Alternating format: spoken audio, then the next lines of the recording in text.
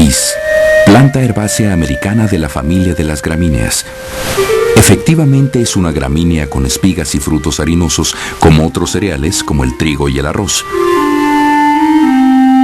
Y los investigadores ya no tienen duda de que efectivamente se originó en el continente americano.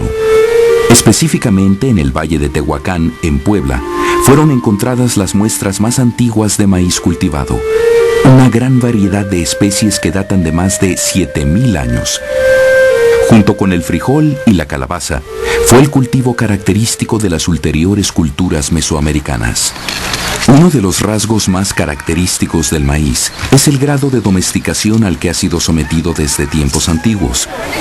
Las variedades de maíz que comemos no pueden prescindir de la mano de los agricultores, porque el maíz cultivado no puede propagar sus semillas.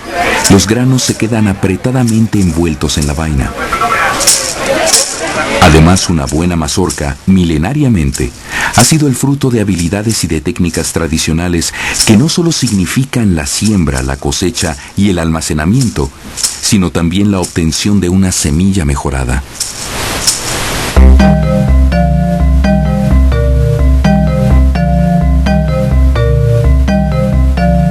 Como una aportación de Mesoamérica al mundo, actualmente el maíz se cultiva y se consume en numerosos países de todos los continentes. Se puede decir que todo el mundo come maíz o lo utiliza en diversas industrias. Sin embargo, esta planta ha formado parte esencial del desarrollo de la cultura mexicana durante siglos, como alimento y como símbolo complejo de identidad. Pero el gran tema del maíz no se puede ver como un mero asunto iconográfico.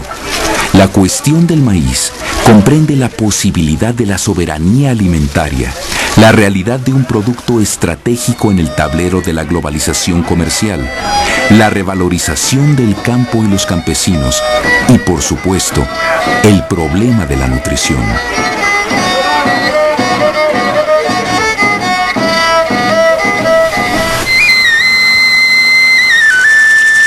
Según la hipótesis científica más firme, la mayoría de las variedades de maíz que ahora conocemos se derivan del teocintle. Para obtener las variedades evolucionadas, que no pueden crecer sin ayuda del hombre, los pobladores mesoamericanos seleccionaron las semillas que producían las mejores plantas y por métodos de cruza consiguieron granos de alta calidad. La palabra maíz la trajeron los españoles de las tierras antillanas ya colonizadas antes de la conquista de México Tenochtitlan. En lengua náhuatl, los diversos nombres que recibía el maíz denominaban el estado de madurez de la mazorca. Xilotl, cuando todavía está tierna. Elotl, cuando ya están formados los granos. Centli, cuando está seca. La planta también recibía el nombre de tlaoli. A veces se le llaman también tonacayo, o sea, nuestra carne. Sí, no es el único alimento que recibe ese nombre, pero es el que lo recibe de manera preferente. En ese sentido, se es de maíz porque es la planta fundamental que se come. Ese es el sentido que originalmente que tiene. Entre los mayas el sentido es todavía más claro.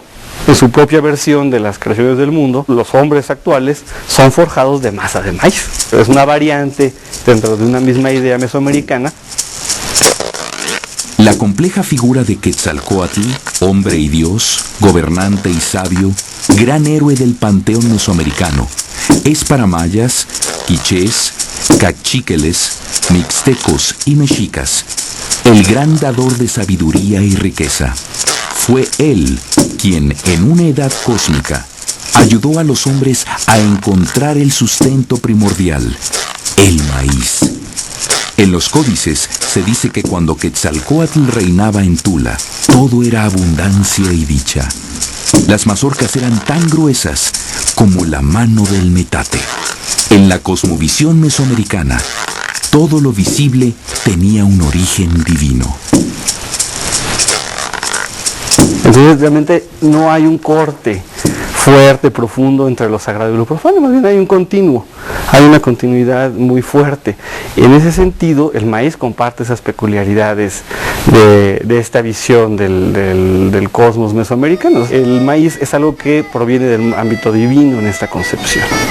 Entonces, de entrada es un ser divino y está cargado de sacralidad en todas sus partes, en todos sus elementos, en todo, desde que se siembra hasta que se cocina, tiene una carga sagrada el maíz. Pero también en el nivel humano, el ciclo del trabajo agrícola, la actividad por excelencia dadora de alimento, tenía una importancia vital, incluso dentro de la estructura teocrática y guerrera de los mexicas. En el México prehispánico no había ejércitos profesionales.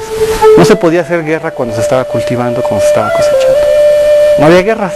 ¿Por qué? Porque todo el mundo andaba cosechando, cultivando y no había quien guerreara. Cosas como esas, la política se veía influida, los tiempos de guerra, por el tiempo del maíz. Sabemos que en la dieta de los antiguos mexicanos, las distintas preparaciones del maíz tenían un lugar preponderante en combinaciones básicas con calabaza, frijol, chile, miel, cacao y hierbas, pero también acompañando guisos con aves, pescados, reptiles, insectos y gran variedad de legumbres y frutos. También se conocen las golosinas como los tamalitos con amaranto o con capulín. En los esquites, una receta verdaderamente antigua, se mezcla el sabor de los granos de elote con el perfume del epazote y del chile de árbol. No resisto contarles que las palomitas desde luego son mesoamericanas, es decir, las palomitas son muy antiguas en nuestra historia. Bueno, una de las recetas más antiguas que yo he encontrado, o digamos de tradición más antigua, es una entre los lacandones, donde ellos hacen palomitas simplemente tomando el maíz y poniéndolo en un lugar que han limpiado bien del fuego, es decir, donde lo que hay es ceniza caliente. Depositan ahí el maíz y con el calor, digamos, de lo que llamamos comúnmente el rescoldo, el maíz tiene suficiente para comenzar a tronar. Y yo me imagino a los niños mesoamericanos haciendo esto y atrapando las palomitas en el aire y comiéndoselas muy contentos.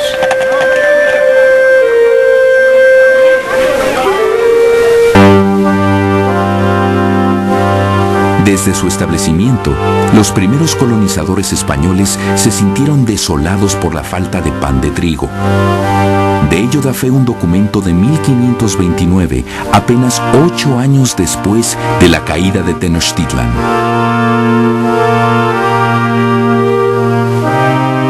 Por cuanto esta ciudad está muy mal proveída de pan, las mujeres que lo solían amasar no lo quieren hacer. Ordenaron a todas las mujeres casadas y solteras que de aquí adelante amasen y vendan pan.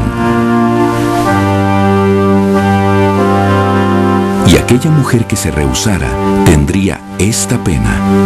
Si fuere soltera, le sean dados 100 azotes públicamente, y si fuere casada, esté presa ella y su marido hasta que lo hagan.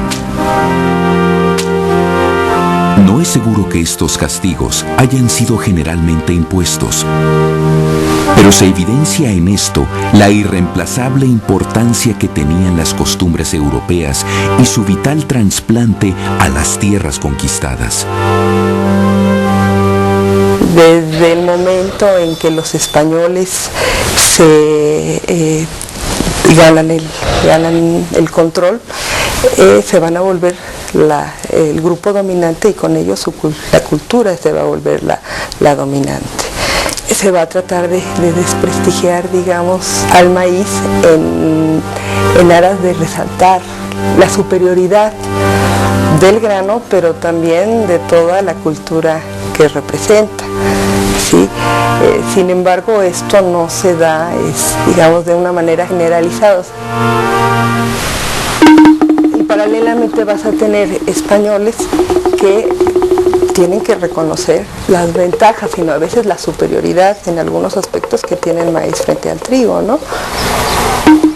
Aunque en Mesoamérica el cultivo del maíz ya era eficiente y la producción y el abasto solo tenían como enemigo principal al clima, La aportación de los europeos significó nuevos aparejos de labranza, animales de tiro, utensilios de hierro y, de manera notable, un comercio intenso con otras partes del orbe.